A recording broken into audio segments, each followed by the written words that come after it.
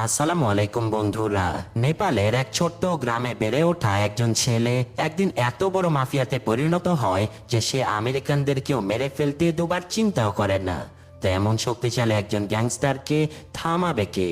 চলুন সেটা দেখে আসি আজকের এই গল্পের শুরুতে আমরা আমাদের হিরো মাইককে দেখতে পাই, যে কিনা ক্যালিফোর্নিয়াতে নিজের পাহাড়ে চড়ার শখ পূরণ করছিল, কিন্তু তখনই তার উপরে পাথর পড়তে শুরু করে। তো যাই হোক, মাইক কোনো রকমে একপাশে সরে গিয়ে বেঁচে তো যায়, কিন্তু সে দেখতে পায় যে উপর থেকে বেশ বড় একটা পাথর গড়িয়ে পড়ছে।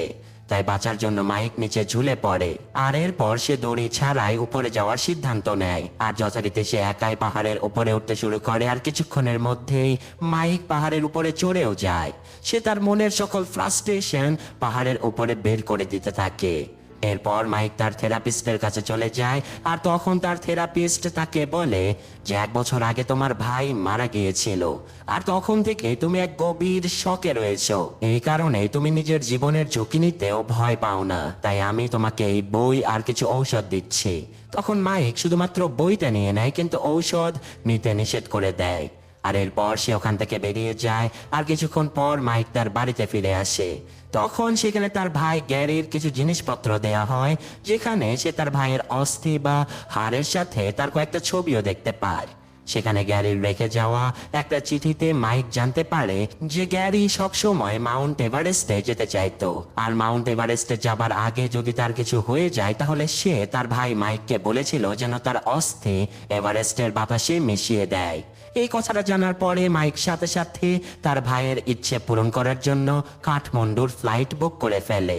অন্যদিকে কাঠমান্ডুতে আমরা একটা বাস দেখতে পাই, যেটা একটা পাহাড়ের খাদের খুবই বিপজ্জনক রাস্তা দিয়ে এগিয়ে যাচ্ছিল। আর ওই বাসটাতে বেশ কিছু লোকজনও ছিল। ওই খাদের সামনে কোদারি নামের একটা গ্রামে অজয় নামের একজন লোক গ্রামের লোকেদেরকে তাদের জমি তাকে দিয়ে দেবার জন্য বলতে থাকে। সে ছিল অনেক বড় একজন বিজনেসম্যান, আর সে ওই গ্রামে একটা ড্যাম তথা বাঁধ বানিয়ে গ্রামের অনেক লোককে চাকরিও দিতে চাচ্ছিল। কিন্তু সেখানে থাকা একটা মেয়ে অমিত আঙ্কেল নামের একজন লোককে সামনে এগিয়ে যেতে বলে, যিনি কিনা এই গ্রামের অর্ধেকেরও বেশি জমির মালিক ছিল। এখন অমিত সামনে এসে বলে যে আমার বাবা অনন্ত এই জমিগুলোর মালিক, তাই আমার বাবাই সিদ্ধান্ত নেবে আমরা কি করব। অন্যদিকে আমরা অনন্তকে দেখতে পাই, যিনি কিনা ওই খাদের উপরের বাসের ভেতরে ছিল। আর তখনই বাসের ড্রাইভারটা দেখতে পায় যে ওই বিপজ্জনক রাস্তার উল্টো দিকে একটা ট্রাক দাঁড়িয়ে আছে। আর বাসটা সামনের দিকে এগিয়ে আসতে ওই ট্রাকটাও এগিয়ে আসে, আর বাসটাকে ধাক্কা দিয়ে সোজা নিচে খাদে ফেলে দেয়। আর সেখানে বাসের কয়েকজন যাত্রীর সাথে অনন্ত মারা যায়। আর এই ব্যাপারটা কিলার তথা খুনি তখন অজয়কে ফোন করে জানিয়ে দেয়। আর এদিকে তখন অমিত সবাইকে বলছিল যে সে তার ছেলে বিজয়ের সাথে মিলে ওই জমিগুলোর দেখাশোনা করবে। সেই সাথে গ্রামের ড্যামের মতো বড় প্রজেক্ট এলে তাদেরই লাভ হবে। কিন্তু সামনে কি করতে হবে এই ব্যাপারে সে গ্রামের সকল লোকদের সাথে মিলেমিশে সিদ্ধান্ত নেবে, যাতে করে প্রাচীন সংস্কৃতি তাদের এই গ্রামেই বজায় থাকে। তখন সেখানে থাকা সবাই তার কথা শুনে খুশি হয়ে যায়। কিন্তু তখনই বিজয় এসে অমিতকে জানায় যে বাবা, দাদুর বাসের অ্যাক্সিডেন্ট হয়ে গেছে আর উনি মারা গেছে। সাথে সাথে অমিত বুঝতে পারে যে এই কাজটা অজয় করেছে, তাই সে বিজয়কে নিয়ে দ্রুত এই গ্রাম থেকে বেরিয়ে পড়ে। অপরদিকে মাইক ফ্লাইটে করে নেপালের উদ্দেশ্যে রওনা দেয়। আর ফ্লাইটে তার ঘুম এসে গেলে সে তার ভাই গ্যারিকে স্বপ্নে দেখতে পায়, যে কিনা একজন মিলিটারি অফিসার ছিল। তবে সে যোদ্ধা হিসেবে নয়, একজন মেকানিক হিসেবে তার সার্ভিসের কারণে ইরাকে যাচ্ছিল। তো সেদিন মাইক তার ভাইকে এয়ারপোর্টে ছাড়তেও গিয়েছিল, কিন্তু সেদিনই ছিল মাইকের সাথে তার ভাইয়ের শেষ দেখা। তো যাই হোক, এই কথা মনে পড়তে মাইকের ঘুম ভেঙে যায়। আর ততক্ষণে তাদের প্লেন নেপালে পৌঁছেও গিয়েছিল। সে প্লেনের জানালা দিয়ে এভারেস্ট দেখতে পায়। আর কিছুক্ষণ পর এয়ারপোর্ট থেকে ইভান নামের একজন প্রফেসর তার মেয়ে ক্যাটের সঙ্গে বাইরে চলে আসে। আর ওই ডিপার্চার থেকে মাইকও বেরিয়ে আসে। এরপর সে নেপালের সুন্দর সুন্দর মন্দির পেরিয়ে তার হোটেলে গিয়ে পৌঁছায়। আর সেখানে ধোনি নামের একজন ট্রাভেল গাইডের সাথে তার দেখা হয়ে যায়। ওরা দুজন একে অপরের সাথে দেখা করে খুবই খুশি ছিল। আর এখন নেপাল ঘুরতে মাইক ধোনিকে সাথে করে নিয়ে বেরিয়ে পড়ে। এখানে মাইক তাকে বলে যে সে প্রথমবার কাঠমান্ডুতে এসেছে, আর সে একজন ক্যাথলিক। তবে সে মনে করেছিল যে ধোনি হয়তো হিন্দু ধর্মাবলম্বী হবে, কিন্তু ধোনি বলে যে না, আমি একজন বুদ্ধিস্ট। তবে ওরা দুজনে হিন্দু শাস্ত্রের ব্যাপারে বেশ অনেক কিছুই জানতো। তো এই ব্যাপারটা ওদের দুজনকে ইমপ্রেস করে ফেলে। এরপর ধোনি মাইককে এখানে আসার কারণ জিজ্ঞাসা করে। আর তখন মাইক বলে যে আমি আমার ভাইয়ের জন্য এসেছি। তখনই ফ্ল্যাশব্যাকে আমরা দেখতে পাই যে মাইক টিভিতে খবর দেখছিল, যেখানে ইরাকে অনেক আমেরিকান সৈন্য মারা গিয়েছিল বলে নিউজ হচ্ছিল। আসলে সেই সময় গ্যারি যুদ্ধের মাঝে তার সঙ্গীদেরকে বাঁচানোর জন্য একটা গাড়ি ঠিক করছিল, আর সে বাইরে আসতে গুলির আঘাতে বেচারা গ্যারি সেখানেই মারা যায়। তো যাই হোক, এখন ধোনি আর মাইক একটা বাসে করে এভারেস্টের দিকে যাচ্ছিল। সেখানে বাস ড্রাইভার টমের সাথে তাদের দেখা হয়ে যায়, আর বাসের মধ্যে ক্যাট আর ইভানও চলে আসে। এরাও এভারেস্ট দেখতে যাচ্ছিল। এখানে ক্যাট যেন নিজের দুনিয়াতেই হারিয়েছিল। সে তার জিনিসপত্র বাসের উপরে রাখতে গিয়ে ফেলে দেয়, আর ধোনি এই ঘটনাটা দেখে ক্যাটের উপরে বেশ রেগেও যায়। কিন্তু তবুও ক্যাট তার কাছে একদমই মাফ চায় না। আর তখন ইভান এসে তার বদমেজাজি মেয়ের জন্য ধোনির কাছে ক্ষমা চেয়ে নেয়। তো কিছুক্ষণ পর টম সেখান থেকে বাস নিয়ে এগিয়ে যেতে থাকে। এই বাসে আরো অনেক প্যাসেঞ্জার ছিল, আর টমের বাসে বসে থাকা সকল প্যাসেঞ্জারদের নামও মনে ছিল, যারা এখন তার সাথে ওই এভারেস্ট পাহাড়ের দিকে যেতে চলেছে। সেখানে মাইক টমের সাথে দেখা করে খুবই খুশি ছিল, কারণ তারা দুজনেই আমেরিকান। তখন টম তাকে বলে যে 28 বছর ধরে আমেরিকা ছেড়ে সে এখানে যে রয়েছে, সে আসলে এভারেস্ট পর্যন্ত লোকেদেরকে নিয়ে যায়, কারণ তার বরাবরই ট্যুর গাইডের এই কাজটা করতে অনেক ভালো লাগে। আর তাছাড়াও বিশ্বের সর্বোচ্চ চূড়া এই এভারেস্ট যেন তাকে অনেক টানে। এদিকে গ্রামের স্থানীয় মার্কেটে বিজয় ফল আর সবজি কিনতে বেরিয়েছিল। তখনই তার বাবা তাকে কল করে, যিনি এখন পাহাড়ে লুকিয়ে আছে।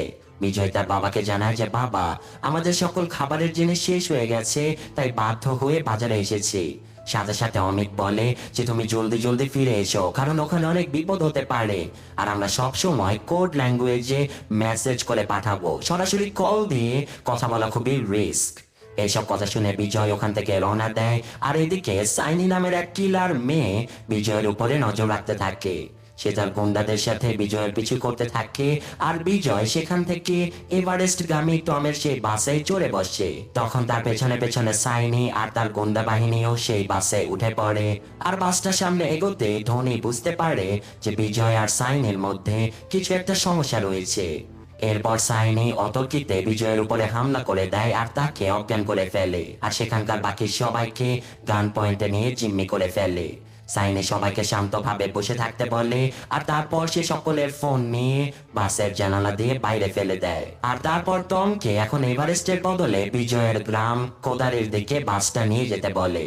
তো সাইনির কথা মতো বাধ্য হয়ে টম বাস ঘুরিয়ে ওদিকে যেতে থাকে। আর এদিকে মাইক আর ধোনি বুঝে যায় যে যদি তারা কিছু না করে তাহলে এই লোকগুলো সবাইকে মেরে ফেলবে। এখানে ধোনির মনে হয় যে ওরা স্থানীয় নেপালি কিডন্যাপার হতে পারে। তখন মাইক তার আশেপাশে থাকা জিনিসগুলো দেখতে থাকে যে এমন কিছু কি আছে যেটা তাদেরকে সাহায্য করতে পারবে। আর তখনই সে সেখানে একটা বড় লোহার রড দেখতে পায়। ধোনি দ্রুত ওই রডটা মাইকের হাতে তুলে দেয়, আর মাইক সেই রডটা সিটের নিচ দিয়ে কোনো রকমে টায়ারের মধ্যে ঢুকিয়ে দেয়। সাথে সাথে রডের সাথে টায়ারের ভয়ঙ্কর ঘর্ষণ শুরু হয়ে যায়। আর তখন সাইনি ফোন করে তার সঙ্গীদেরকে এই বাসে ডেকে পাঠায়। আর ঠিক তখনই সে বুঝতে পারে যে বাসের মধ্যে কেউ তাদের সাথে ঝামেলা করতে যাচ্ছে, কারণ ততক্ষণে মাইক তার সিটও বদলে ফেলেছিল। আর সাইনি মাইকের কাছে আসতে আসতে সেই রডের কারণে বাসের টায়ার পাংচার হয়ে যায়, আর বাসটা স্লিপ করতে শুরু করে। সাথে সাথে মাইক আর ধোনি সাইনি আর তার গুন্ডাদের উপরে হামলা করে দেয়। ধোনি সাইনের সাথে লড়াই করতে শুরু করে, আর মাইক ওই গুন্ডাকে মেরে তার কাছ থেকে বন্দুকটাও কেড়ে নেয়, আর তাকে ছুরি মেরে বাস থেকে বাইরে ফেলে দেয়। ততক্ষণে আবার সাইনি ধোনিকে মারছিল। এটা দেখে মাইক সাইনিকে ধরে ফেলে। তারপর সাইনি মাইককে মারতে চলে যায়, কিন্তু ঠিক তখনই ধোনি সাইনিকে মেরে অজ্ঞান করে ফেলে। আর ওদিকে টায়ার ফেটে যাবার কারণে বাসটা স্লিপ করতে করতে এক বিশাল খাদের উপরে অর্ধেক ঝুলতে থাকে। তখন সবাই বাসের অন্য দিক দিয়ে খুবই সাবধানে বেরিয়ে তো যায়, কিন্তু তখনই মাইক দেখতে পায় যে তার ব্যাগ থেকে তার ভাই গ্যারির অস্থি পড়ে গেছে, যেটা খাদের ভেতরে পড়ে যেতে পারতো। তাই মাইক নিজের জীবনের ঝুঁকি নিয়ে এগিয়ে সে অস্থিগুলো তুলে নেয়। এরপর ঘটিটা ব্যাগের ভেতরে ভরে সেও এই বাস থেকে বেরিয়ে আসে। আর ততক্ষণে বাসের সবাই মিলে সাইনিকে ধরেও ফেলেছিল। ওখানে সাথে সাথে পুলিশ অফিসারেরাও চলে আসে, কিন্তু অদ্ভুত ব্যাপার হলো যে তারা তো কেউ পুলিশকে কিছুই জানায়নি। আর এটা দেখে সবাই অবাক হয়ে যায়। তো যাই হোক, পুলিশেরা তাদেরকে জিজ্ঞাসা করে কি হয়েছে এখানে। আর সাথে সাথে বাসের লোকেরা জানায় যে সাইনি বিজয়কে কিডন্যাপ করার চেষ্টা করেছে। তখন অফিসারেরা সাইনকে নিজের কন্ট্রোলে নিয়ে নেয় আর একটা ঘরের ভেতরে বিজয়কে অ্যাম্বুলেন্স না আসা পর্যন্ত রেখে দেয়, কারণ বেচারা বিজয় ততক্ষণে অজ্ঞান হয়ে গিয়েছিল। আর ওই পুলিশের লোকগুলো ঘরটাকে পুরোপুরি বন্ধ করে দেয়, যে ব্যাপারটা ইভানের কাছে বেশ অদ্ভুত লাগে। যাই হোক, এদিকে ধোনি মাইকের চিকিৎসা করছিল আর মাইক তাকে বলছিল যে আমি আসলে আগে মিলিটারিতে ছিলাম, তাই বেশ লড়াই জানি, কিন্তু তুমি তো বেশ ভালোই লড়াই করতে পারো। তখন ধোনি বলে যে আমি নিজেও ছোটবেলা থেকে কুংফুর অনেক প্র্যাকটিস করেছি। তো যাই হোক, সেখানে টম তার বাসের টায়ার গুলো ঠিক করছিল আর তখনই ধোনি দেখতে পায় যে ইভান পুলিশ অফিসারের সাথে কথা বলছে। আর সে জানতে পারে যে ছেলেটাকে কিডন্যাপ করা হচ্ছিল তার পুরো নাম হলো বিজয় রায়, আর 1 মাস আগে তার দাদু এক ভয়ঙ্কর দুর্ঘটনায় মারা গিয়েছিল, যিনি এই গ্রামের অনেক বড় একজন জমিদার ছিল। আর এই গ্রামে অজয় নামের কোন এক স্থানীয় মাফিয়া একটা ড্যাম বানাতে চায়, যেটার কারণে তাদের মধ্যে এক ভয়ঙ্কর দ্বন্দ্ব আর লড়াই শুরু হয়ে গেছে। এইসব কথার মাঝে সেখানে ক্যাট চলে আসে আর ইভান ক্যাটকে ধোনির সাথে পরিচয় করিয়ে দেয়। ক্যাট দেখতে পায় যে ওই গ্রামটাতে খুব বেশি লোক ছিল না। তখন ধোনি তাকে জানায় যে ওখানকার লোকেরা ল্যান্ড মাফিয়াদের ভয়ে অন্য এলাকাতে লুকিয়ে পড়েছে, কারণ ওই ল্যান্ড মাফিয়ারা জমি দখল করার জন্য যে কাউকে মেরে ফেলতে পারে। তখন সেখানে ক্যাট ধোনিকে বলে যে তুমি কি আমাকে তোমার মতো ফাইট করা শেখাবে? ধোনি রাজি হয়ে যায়। অন্যদিকে মাইক আর টম বাসটা ঠিক করছিল, সেখানে তারা দেখতে পায় যে অনেকগুলো গাড়ি ওই গ্রামের দিকে চলে এসেছে। তখন গাড়িগুলো দেখে ইভান বিজয়ের সঙ্গে কথা বলতে চায়, কিন্তু ওখানকার পুলিশ অফিসারেরা এই টুরিস্টদেরকে এখান থেকে পাঠিয়ে দেওয়ার জন্য অন্য একটা বাস ডেকে পাঠিয়েছে। কিন্তু ইভান বারবার বিজয়ের ব্যাপারে তাকে জিজ্ঞাসা করতে থাকে, কিন্তু অফিসারেরা বাসের সকল প্যাসেঞ্জারকে অন্য বাসটায় উঠে এখান থেকে চলে যেতে বলে, আর সেই সাথে ইভানকেও তাদের সাথে যেতে বলে। কিন্তু ইভান বলে যে আমাকে বিজয়ের সাথে একবার দেখা করতে দিন, তারপর আমি ঠিকই চলে যাব। কিন্তু অফিসারেরা বলে যে ও এখনো অজ্ঞান হয়ে আছে, আপনি আপনার কাজে চলে যান, ওকে আমরা দেখে রাখবো। তখন ইভান বলে যে আচ্ছা, পুলিশ ঠিক সময় মতো এই গ্রামে পৌঁছালো কিভাবে? তোমরা কি বিপদের ব্যাপারে আগে জানতে পেরেছিলে? এইসব কথা শুনে অফিসারেরা ইভানকে এখান থেকে চলে যেতে বলে, আর এবার ইভান মুচকি হেসে চলে যেতে রাজিও হয়ে যায়। আর ওদিকে অফিসারেরা বিজয়ের রুমে ঢুকে পড়ে, আর ওই রুমে অজয় বিজয়কে বলছিল আমি তোমাদের জমির বদলে তোমাকে $1 কোটি অফার করেছিলাম, কিন্তু তোমার বাবা নিজেকে অনেক বেশি স্মার্ট মনে করে, বলো তোমার বাবা কোথায় আছে? তখন বিজয় বলে আমি কখনোই বলবো না। আর এরপর অজয় বিজয়ের উপরে অত্যাচার করতে শুরু করে দেয়। ততক্ষণে টম আর মাইক মিলে বাসটা ঠিকও করে ফেলেছিল। সেখানে ইভান এসে বলে যে আমি একজন মানবাধিকার কর্মী হিসেবে কাজ করি, আর আমি এখানকার ল্যান্ড মাফিয়াদের ব্যাপারে অনেক তথ্য জানতে পেরেছিলাম, যারা কিনা সস্তায় জমি কিনে আমেরিকান কোম্পানিগুলোর কাছে বিক্রি করে অনেক টাকা কামাতে চায়। আর অমিত নামের একজন জমিদার তাদের বিরুদ্ধে অবস্থান নিয়েছিল, আর সে তার জমি বিক্রি করতে চায়নি, তাই সেই ল্যান্ড মাফিয়ারা তার বাবাকে মেরে ফেলে। আর এরপর ওই গ্রামের বাকি যারা জমি দিতে রাজি হয়নি তাদের এক এক করে অনেক লোককে তারা মেরে ফেলে। আর যে ছেলেটা অজ্ঞান হয়ে পড়ে আছে সে হলো অমিতের ছেলে বিজয়, যার সাথে অফিসারেরা এখন আমাদের দেখা করতে দিচ্ছে না, আর সম্ভবত বিজয়ের জীবন এখন বিপদের মধ্যে আছে।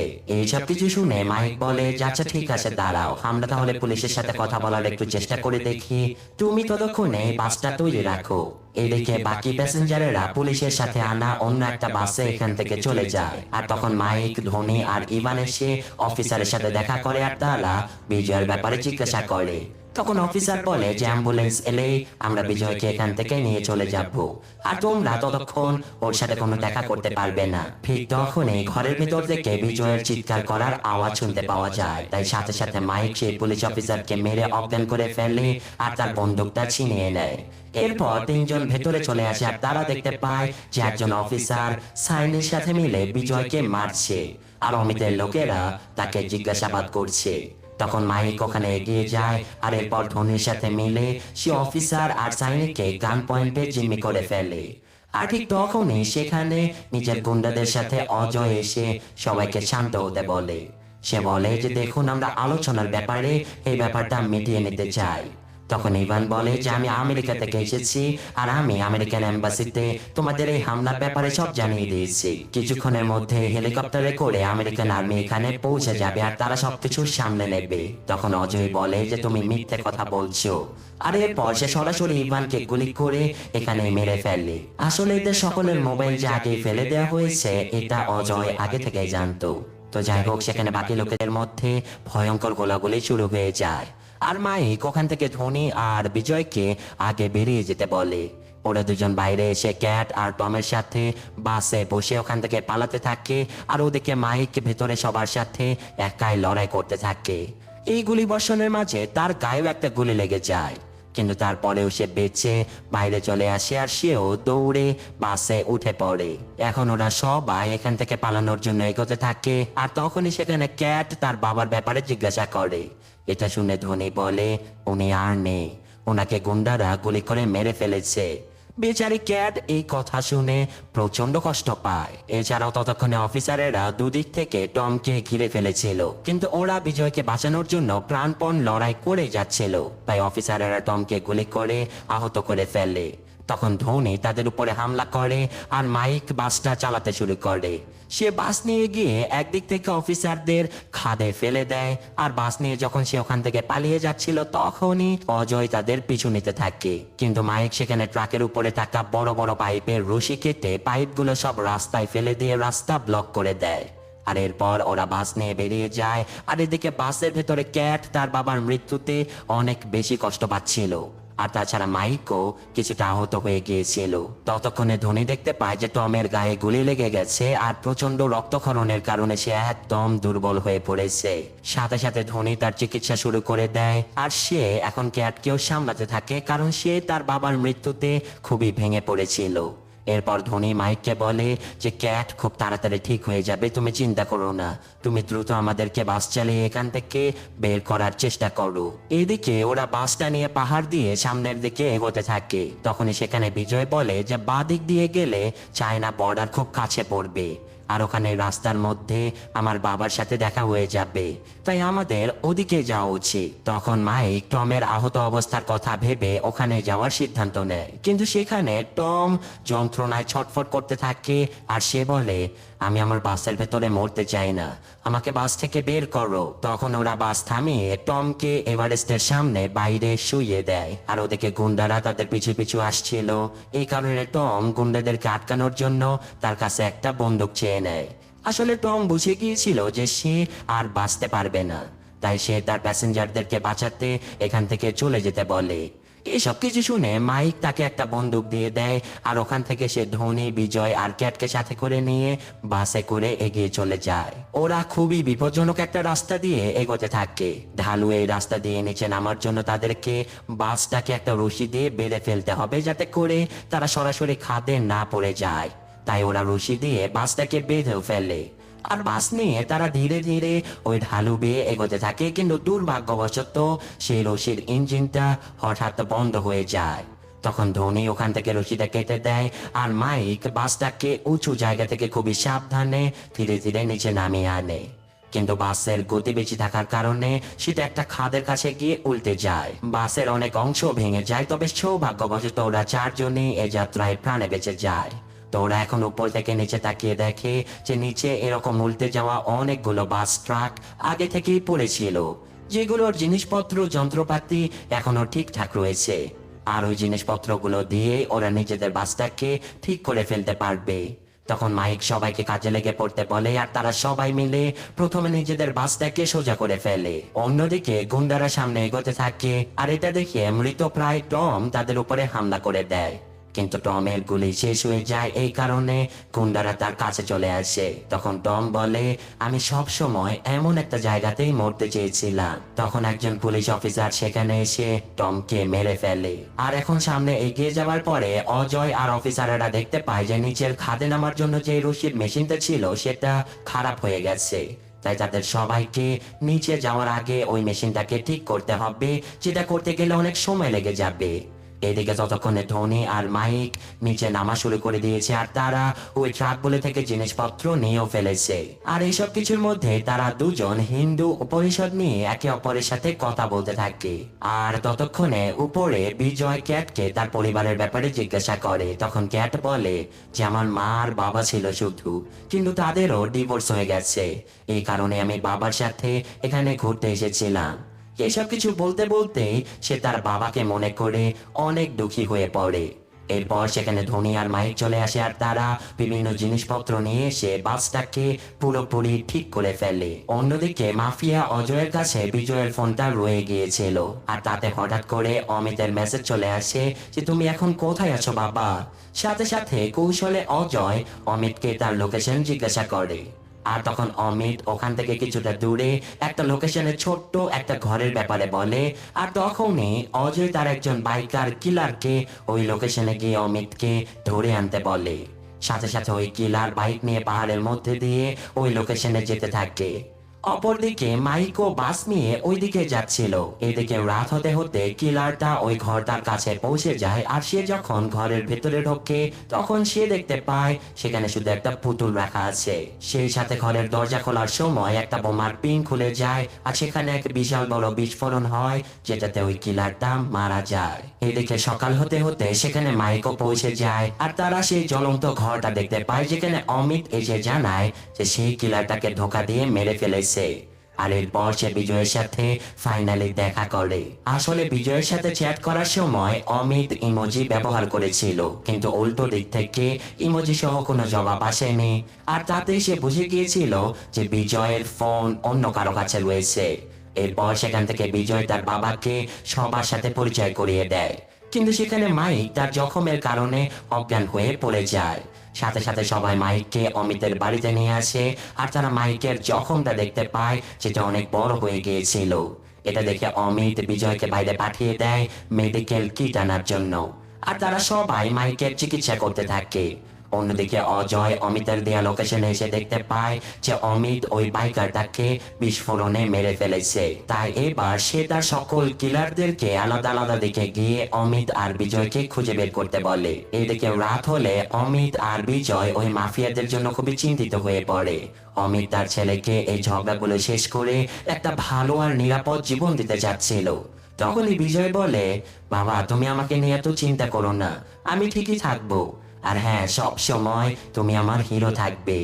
এরপর বাবা ছেলে একে অপরকে জড়িয়ে ধরে, আর এছাড়াও ততক্ষণে ধোনি মাইকের শরীর থেকে ওই গুলিটা বের করে ব্যান্ডেজ করে দেয়। তখন ক্যাট ধোনিকে জিজ্ঞাসা করে ও বেঁচে যাবে তো। ধোনি বলে যে হ্যাঁ, ও বেশ শক্ত সামর্থ্য আছে, ও এত সহজে মরবে না, তুমি একটু বাইরে গিয়ে পানি নিয়ে এসো। তখন ক্যাট বাইরে পানি আনতে চলে যায়, আর ঠিক ওখানে একজন গুন্ডা তাকে ধরে ফেলে, কিন্তু পেছন থেকে ধোনি এসে ওই গুন্ডাকে এখানেই মেরে ফেলে। এরপর সে ক্যাটকে নিয়ে ভেতরে চলে আসে, আর ক্যাট তখন খুবই ভয় পেয়ে গিয়েছিল। তাই এবার ধোনি তাকে বলে যে এখন তোমাকে কিছুটা লড়াই শিখতে হবে, কারণ বিপদ আমাদের চারপাশে ঘুরে বেড়াচ্ছে। তুমি এক রাতে হয়তো এক্সপার্ট হতে পারবে না, কিন্তু তুমি পরবর্তীতে নিজের প্রাণটা অন্তত বাঁচাতে পারবে।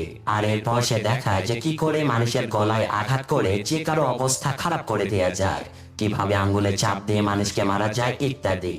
এরপর সকাল হলে মাইকের জ্ঞান ফিরে আসে।